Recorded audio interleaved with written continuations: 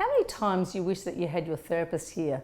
She could wave a magic wand and let you know where you actually have to treat. Well, this is a little magic wand story.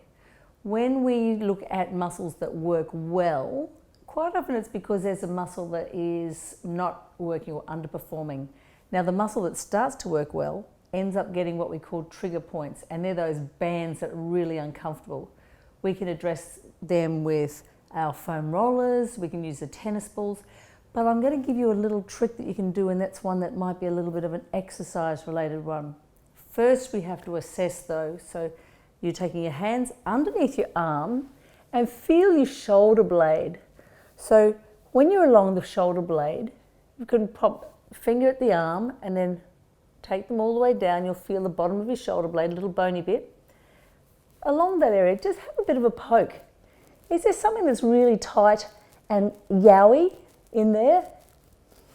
That's probably going to tell you that your teres, one of your rotator cuff, are overperforming because we've got a muscle that's underperforming, and that muscle is our rhomboid, and I'm going to show you the exercise to make it work.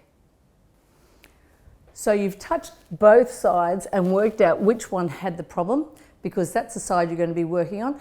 If both are tender, then you would do both sides. So trigger point in my teres here means that this is the arm that's going to be against a wall or a good sturdy chair.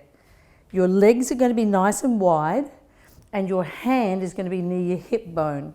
And all you're going to do is press your hand, the outside of it, into the wall or sturdy chair. Standing nice and tall, and you're going to press your hand against the wall and relax. And press and relax. Don't let the elbow bend and straighten.